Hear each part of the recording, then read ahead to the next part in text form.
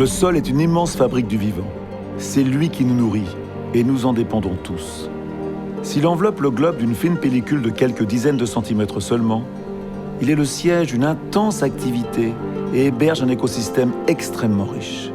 Les insectes, les vers de terre et les milliards de bactéries qui s'y développent digèrent comme un estomac géant la matière minérale, végétale et animale, puis la transforment pour produire les nutriments nécessaires à la croissance des plantes, qui à leur tour alimenteront les êtres humains et les animaux.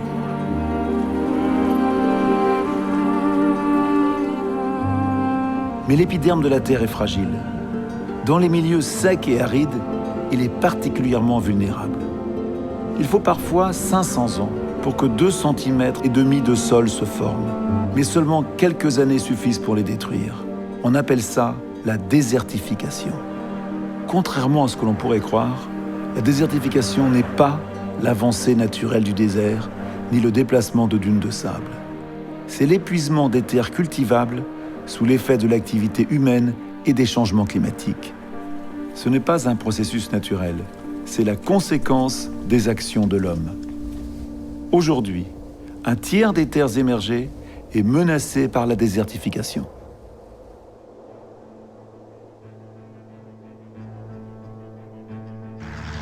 Au fil des siècles, nous avons développé une agriculture ultra productive pour nourrir des milliards de personnes. Et nous avons transformé des déserts infertiles en plaines verdoyantes.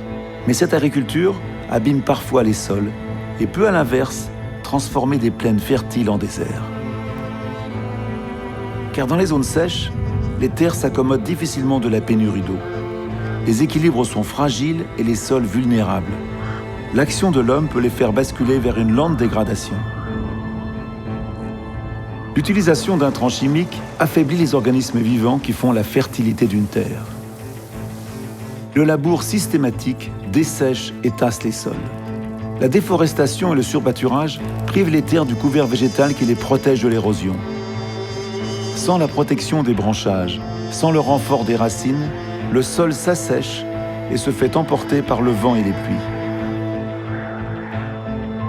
Les systèmes d'irrigation mal gérés augmentent quant à eux la salinité des terres, rendant les sols infertiles. Le changement climatique, lui aussi causé par l'homme, accentue les périodes de sécheresse et aggrave tous ces problèmes. Chaque année, dans le monde, 12 millions d'hectares de terres cultivables disparaissent. C'est l'équivalent de la superficie du Bénin ou de la Bulgarie.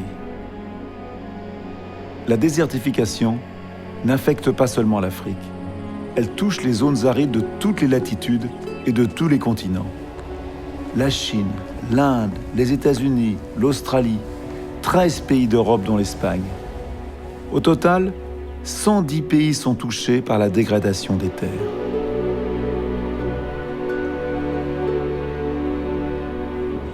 En fait, la désertification concerne l'humanité tout entière, car l'épuisement des terres diminue la productivité agricole mondiale. Or, avec l'augmentation de la population et de la consommation, il est chaque jour plus difficile de nourrir les milliards d'êtres humains. Chaque année, la désertification fait perdre l'équivalent de 20 millions de tonnes de céréales. Pourtant, la désertification n'est pas irréversible. Une des solutions, planter des arbres pour fixer les sols, augmenter le taux d'humidité et freiner l'érosion des vents, comme dans le nord de la Chine, où des milliards d'arbres ont été plantés pour former une autre grande muraille. L'Afrique a elle aussi commencé à bâtir sa grande muraille verte, qu'elle espère voir s'étendre sur 7000 km du Sénégal à Djibouti. À plus petite échelle, la construction de clôtures végétales autour des cultures aide également à fixer les sols. Une autre solution pour préserver les terres et diminuer l'érosion est de cultiver sans labourer. L'eau est ainsi mieux retenue. Dans le monde, déjà 95 millions d'hectares de terres cultivées sans labour offrent une récolte abondante. Les agriculteurs sont les principaux acteurs de la lutte contre la désertification. Petits paysans et gros exploitants sont au cœur de ce qu'on appelle la révolution doublement verte, qui allie les rendements de l'agriculture moderne et la préservation de l'environnement, en particulier des sols. Car une autre agriculture est possible. Elle repose sur des techniques simples, peu coûteuses, adaptées aux populations les plus démunies, On appelle ça l'agroécologie. Selon les Nations Unies, l'agroécologie permettrait de doubler la productivité agricole mondiale. Lutter efficacement contre la désertification, c'est préserver les sols et nourrir la planète.